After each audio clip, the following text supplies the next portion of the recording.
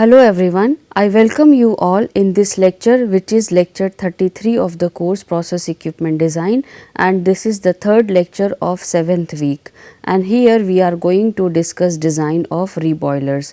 If you remember 31 and 32 lecture, in 31 lecture we have discussed design of kettle reboiler with the help of two examples. And similarly, in 32nd lecture, we will discuss design of vertical thermosyphon reboiler with the help of two examples, right. And here we will further consider a few examples to illustrate design of reboiler, which are kettle as well as vertical thermosyphon, okay. So that method is clear to you, right. So let us discuss example 5. This is not a detailed example. We are discussing design of some section of reboilers with the help of small examples.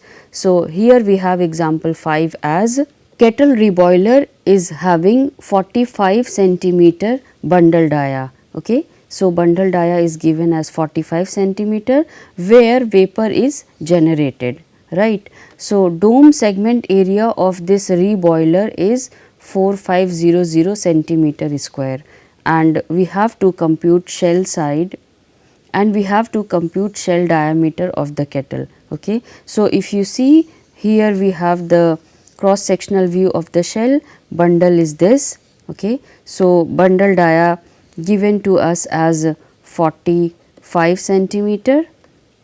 Here we must have the wear, and dome segment area means area of this particular section 4500 centimeter square. Okay. So, what we have to find? We have to find this shell dia, that is ds, right. So, let us start the calculation. We have SA, that is dome segment area, as 4500 centimeter square, which will converted into meter square, and it is 0.45, right. And further we can consider this into inch square, and that is 697.5 inch square. Okay. Bundle diameter given to us as 45 centimeter, as we have also seen here. Okay. So, when I convert this into inch, it is 17.717 inch, and we have to further find out this distance, and that we consider as dB dash, and you know that dB dash should be equal to dB plus 4 inches, right. So, therefore, we are converting 45 into inch. So, 17.7 is the dB, we will add 4 over here. So, dB dash we can obtain as 21.717 inch, right. And what we have to find further? We have to compute the shell diameter. So, for that method is already discussed in 31 lecture as well as 6th week lectures, that we have to fix h by ds in such a way so that the revised segment area should be equal to dome segment area, which is given as 4500 centimeter square, right. So, let us calculate shell diameter, and for that we have to initiate h by ds value as it should be equal to 0.4, because this is a thumb rule that h value should be 40% of shell dia. So, initial guess of h by ds you can find as 0.4. So, once I am having h by ds as 0.4, we can obtain dB dash by ds as 0.6. So, you can find ds value as dB dash by 0.6, right. So, in this way shell diameter you can find out as 36.19 inch. Okay. So, further to find out revised segment area, we have to find out area sector factor, and that we can obtain from the table appendix 10A. Okay. And this appendix is given in RW Surth book, right. So, here we can have area factor as 0.29337, which is corresponding to h by d value as 0.4. Okay. So, here we have a value as 0.29337, and when we multiply this a with ds square, we can find out revise segment area as 384.32. Okay. So, this area is in inch square. However, whatever area I required is 697.5 inch square. Okay. So, what we have to do? We have to provide more value of SA dash, and that we can do while providing more H value, right. So, this comparison will tell you where you have to proceed further. Either you have to reduce the H value or you have to increase the H value. So, in this case we have to increase the H value. So, H by ds value should be more now. So, next value we are considering as 0.5, right. So, if I am having H by ds as 0.5, I can obtain dB dash by ds as 0.5. So, dB dash value is given to you already. So, ds value you can obtain, which comes as 43.43 inch, right. So, corresponding to H by ds 0.5, we can find out A factor as 0.39270, right. So, you see here we have A value as 0.3927, it will be multiplied by ds square. So, revised segment area we can obtain as 740.8 inch square. However, value we required at 697.5 inch square, right. Okay. So, if we compare the SA as well as SA dash, we can obtain that SA dash is slightly higher than SA, right. So, what we have to do? We have to further reduce H by ds value. So, the reduction says that H by ds now. So, H by ds value we can consider now as 0.45, right. So, again dB dash by ds value should be 0.55, fine. So, considering dB dash divisible by 0.5. So, considering dB dash value and this 0.55, we can find out shell diameter, which is 39.485 inch, okay. And corresponding to 0.5 H by ds value, we can find out A value as 0.34278, okay. So, that you can consider here, it should be multiplied by ds square, and SA dash you can obtain as 534.6 inch square, okay, which is further lesser than SA, okay. So, now what we have to do? We have to take the value of H by ds between 0.45 and 0.5. So, next value of H by ds I am considering as 0.47. So, accordingly you can find out the shell diameter as I have already explained, and that value you can obtain as 40.975 inch, okay.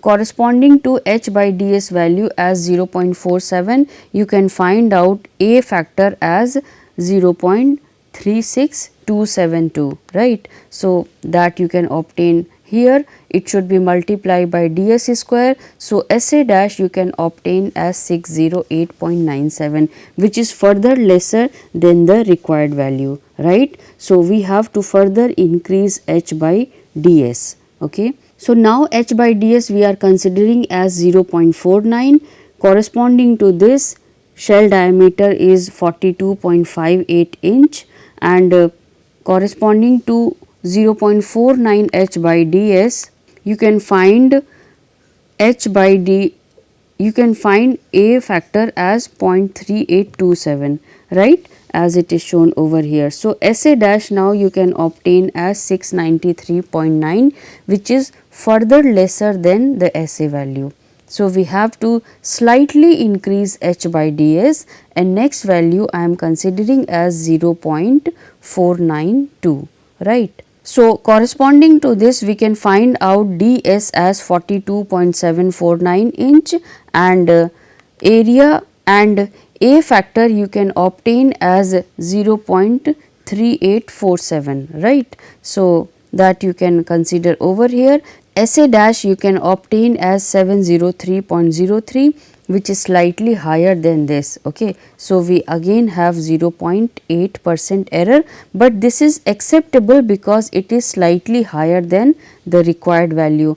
If we are able to match SA dash completely with SA, right, so that will give the perfect design. Okay. However, in this case, if we are not able to find that, we should at least remain at higher side, because SA dash can never be less than SA, right. However, the value of SA dash equal to 693 will not work, where though here we have lesser error, right. So, error is 0.5%, but it is still, so error is 0.5%, but still that we cannot consider, we will consider this. Okay. However, when the H by ds value is lying between two value, where value is not available, okay, where value of A is not available, you can simply interpolate between two values to get the exact SA dash value, which must be equal to SA. Okay.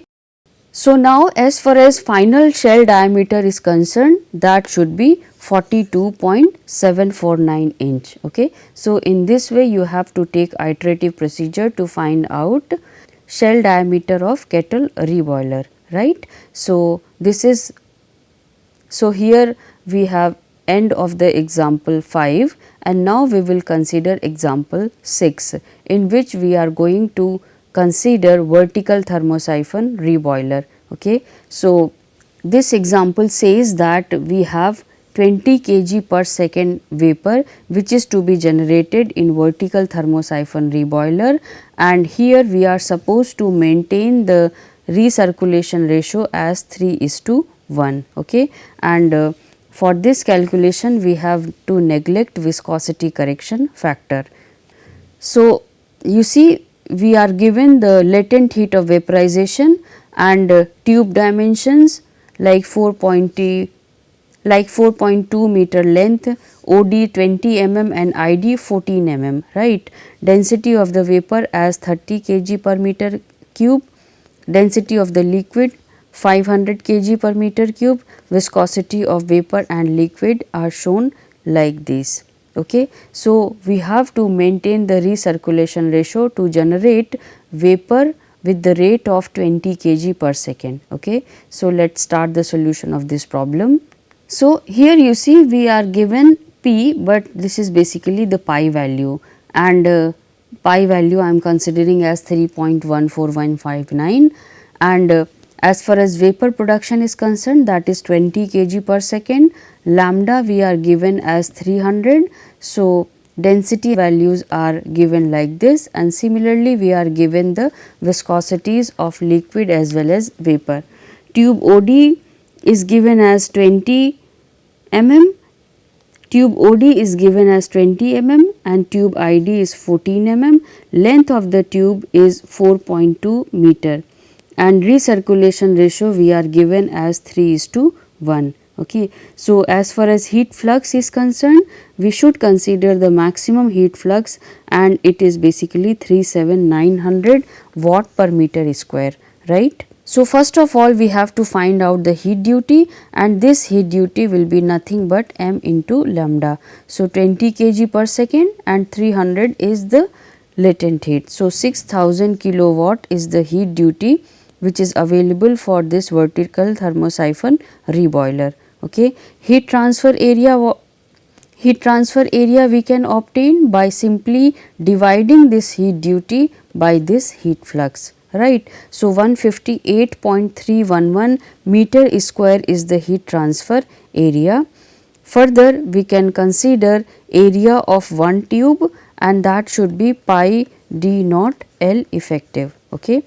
L effective is 4.2, which is the length of the tube, and we need to deduct twice into tube sheet thickness, and that should be 0.025. Okay. So, in this way you can find out L effective, and we can have area of one tube as 0.2608, right, and division of this with this gives the number of tubes as 607.13, which we can consider as 608. Okay. So, in this way you can obtain total number of tubes, and as I have told you previously also that number of tubes will be even or odd, it is immaterial as far as vertical thermosyphon reboiler design is considered, because here we always consider 1 pass, right. So, the next step is we have to find out the desired pressure drop, okay, and desired pressure drop means pressure drop due to friction in tube side and pressure drop due to static head in tube side. Okay. So, till now you must be aware about the procedure to calculate the pressure drop. In tube side, we calculate pressure drop due to friction at entry condition and at exit condition, and that should be averaged to find out pressure drop due to friction inside the tube, right. Actually, when I am considering that pressure drop due to friction, what I am doing basically, I am calculating this at entry point and at exit point, right. So, when I am considering at entry point, I am considering total density of liquid, because at that time total feed is in liquid phase, right. So, that pressure drop I am considering throughout the length, fine. So, what basically I am assuming? I am assuming that in the tube once complete liquid is flowing, right, and further in the tube complete mixture is flowing. Okay. Therefore, at inlet condition or exit condition we consider total length of the tube. Okay. We have not considered perimetry or above area only. We have not considered perimetry or above length or below length like that. We have considered total length. Therefore, we are considering that whatever condition I am saying, either it is exit condition or at entry condition, at that condition fluid of that type is flowing throughout the tube, right.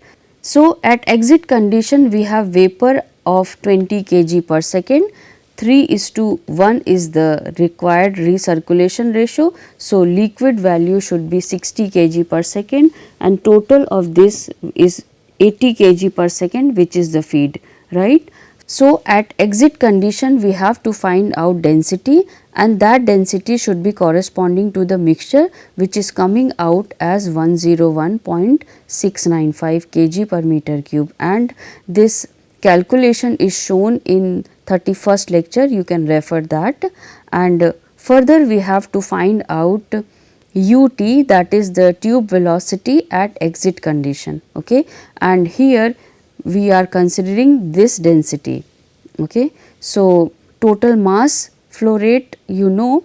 So, total mass flow rate you know, that will be 80 kg per second. However, density we are considering of mixture. Okay. So, velocity at exit condition you can find as 8.405 meter per second, right. So, once I am having this density, so once I am having this velocity, we can find out Reynolds number considering this velocity as well as density of the mixture and viscosity of the liquid, right, because liquid is available in more amount, and as far as viscosity is concerned, that will be dominant by the viscosity of the liquid. So, we have calculated the Reynolds number accordingly, which is coming out as 1.197 into 10 power 5, right. So, corresponding to Reynolds number, this we can find out GF factor from the respective graph, and its value comes as 2.7 into 10 power minus 3. Okay. So, considering this expression and neglecting viscosity correction factor, you can find out pressure drop at exit condition, which is coming out as 0.233 bar, right. Similarly, we can find out pressure drop at entry condition, where first of all we have to find out the velocity, and considering density of the liquid at entry condition, we find out velocity of the liquid as 1.71 meter per second, and so the Reynolds number we can obtain, which is same as this, right. So, that is 1.19. So, that is 1.197, and based on that we can find out GF value, which is also equal to the JF, which we have already seen previously. So, its value is 2.7 into 10 to the power minus 3. Considering this expression and this viscosity, considering this expression and this velocity, you can find out pressure drop at entry condition, which is basically 0.047 bar. Okay. So, now we have to take the average of these two values and it gives the pressure drop due to friction in tube side, and the value comes as 0.14 bar, right. And next we have to find out pressure drop due to static head. Expression is given here, and you know V naught and Vi, that is the reciprocal of densities. Okay. So, considering all these, we can find out pressure drop due to static head, and it is 0.0838 bar. Okay. And further we can add this value as well as this value. Okay. So, it will give me the total pressure drop in tube side, which is coming as 0.22, which is coming as 0.22 bar. Okay. And next we have to find out available pressure drop, that would be equal to rho L G L. Okay, where this L is the number of, where this L is basically the length of the tube. So, considering all these parameters, we can find pressure drop available in distillation column side as 0.206 bar, right. So, this value is coming lesser than this value. Okay. So, here we can consider that recirculation ratio is not maintained, and further we will revise the calculation with the new flux value. Okay. So, now the flux value we are considering as 33900. Okay. Previously it was 37900 and we have reduced 4000 from this, and we can obtain revised heat flux as 33900. And why it is so? Because if you compare these two values, the available pressure drop is not very less in comparison to pressure drop in the tube side. So, we have to reduce the flux. So, we have to reduce small value from the flux. Okay. Though we are reducing 4000, but still it is small. Okay. So, in that case heat load will be same. So, in that case heat load will be same. Heat transfer area we can obtain as 176.99 meter square. Area of one tube we have already calculated previously, and now the number of tubes we can obtain as 679. Fine. And this is the odd value, but we can take this as it is. And further, at exit condition, when we calculate pressure drop due to friction, we can find the value as 0.1895 bar. I am not going into detail of this because methods I have already explained previously. Okay. So, at entry condition we can find out velocity. So, at entry condition we can find out pressure drop due to friction as 0.0385 bar. Okay. So, average of this as well as average of this will give the total pressure drop due to friction in tube side, which is coming out as 0.114, right. Static head will remain same, and that should be 0.084 bar, and addition of these two will give the total pressure drop in tube side, which is coming out as 0.197.